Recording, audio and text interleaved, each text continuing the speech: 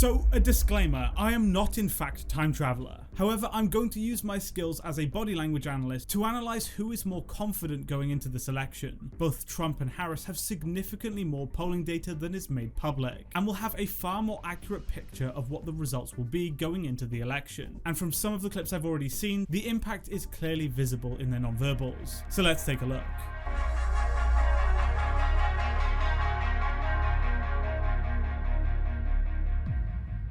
So we're going to be looking at both candidates from the day before the election. Kamala was out door knocking in Pittsburgh, and unfortunately for her, C-SPAN managed to capture their campaign staging it, which is definitely not a good look to have right before the election.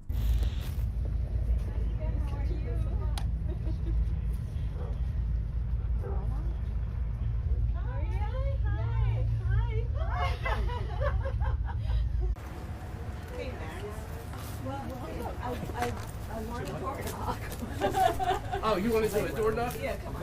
Okay. Okay. Here, I'm gonna. I had your hat on at the Penn State game in front of 111,000 people all day Saturday. She then held a rally where she made her final speech before the election. Good evening, Philadelphia! Good evening, everyone. First of all, can we hear it for Oprah, please? And the first, second gentleman of the United States, my husband. So, Philadelphia, you ready to do this? Are we ready to vote? Are we ready to win? Oh, it's good to be back in the city of brotherly love, where the foundation of our democracy was forged. And here at these famous steps, a tribute to those who start as the underdog and climb to victory.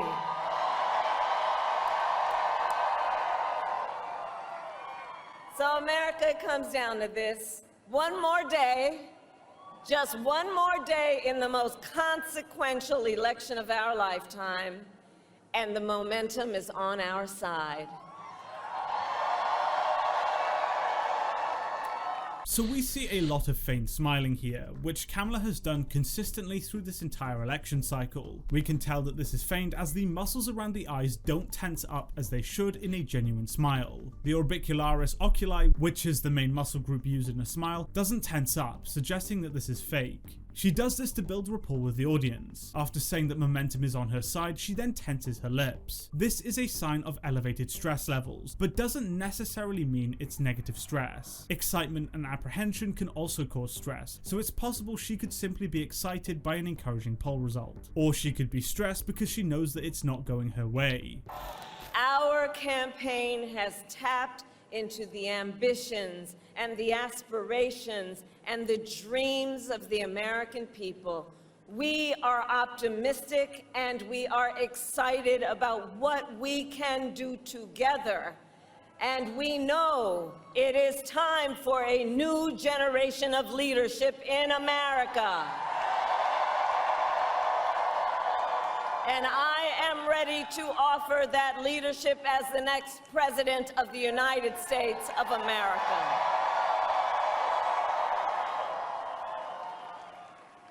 However, the race ain't over yet, and we must finish strong, and this could be one of the closest races in history. Every single vote matters. So let me ask you, who here has a plan to vote?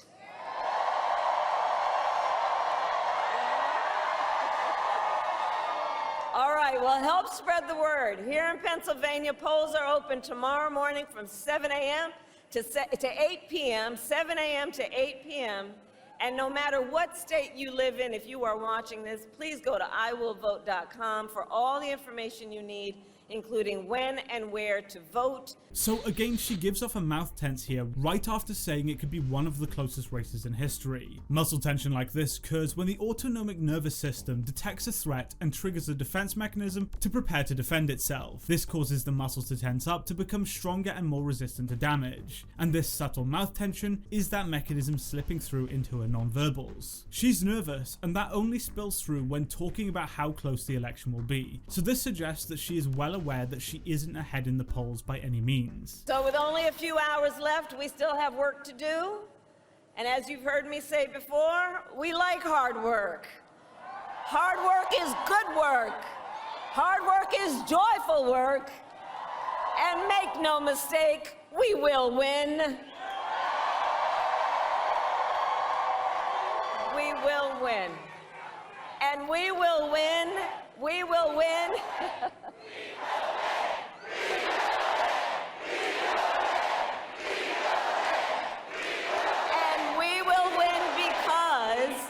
And we will win because when you know what you stand for, you know what to fight for.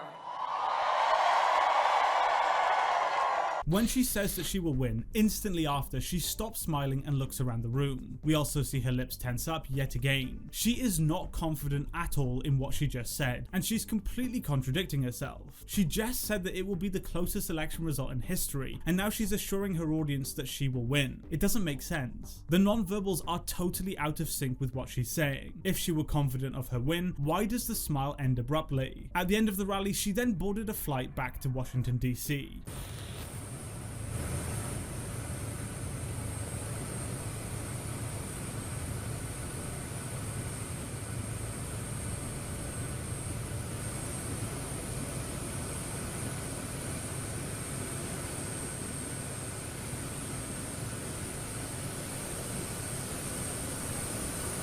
Her non-verbals are extremely concerning here. This is her final moment in the campaign, and she barely even waves to the crowd and cameras watching her depart. She doesn't smile, and her mouth is tightly closed. When she looks at the people and cameras, she waves initially but instantly diverts her head forward, making as little eye contact as possible. This is because she's stressed. If she really believed that she will win as she said before, her reaction would be the opposite. She would be smiling, building rapport with the crowd, but she does none of this. It could be her nerves, as I'm sure running for election is terrifying, but I still don't detect anything positive here. Through all of her campaigning today, I've not seen her once give off a genuine smile when reflecting about her chances of winning. According to her, she's literally going to make history as the first female president. So why are her non-verbals not reflecting this? From this, I'm inclined to think that she's not ahead in the race and will lose to Trump. She's definitely not going to win this easily. And now for Trump. It was hardworking patriots like you who built this country, and tomorrow, 4 years we've all waited for this. 4 years of rallies, good ones and bad ones, but we didn't have any bad ones, I don't think. We had no bad ones. But 4 years, think of it, 4 years, and now it's tomorrow. Tomorrow it's hardworking patriots like you who are going to save our country. All of this was to really, all of these hundreds and hundreds of rallies were to put us in position to do something great for our country. This is, in a way, the harder part. Honestly, beating all these people and fighting all of these people, going through the lies and the vicious statements about you and your family and everything. But all of that was worth it. It puts us in position to now be able to do the job. And we're going to do a great job for everybody, for 100% of the people.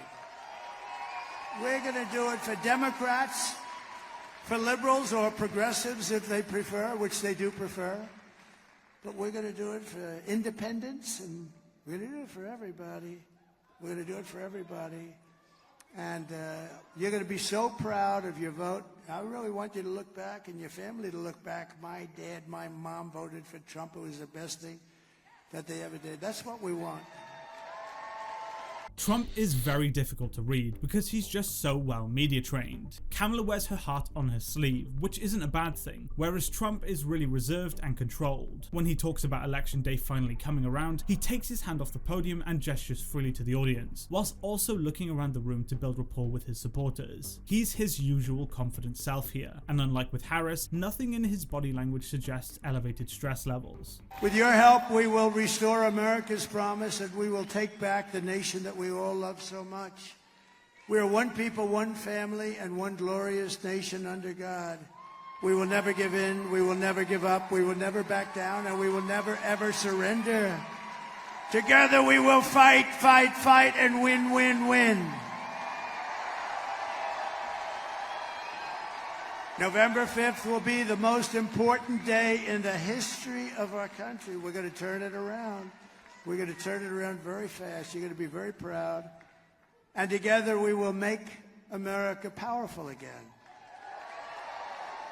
We will make America wealthy again. We will make America healthy again. We will make America strong again. We will make America proud again. We will make America safe again.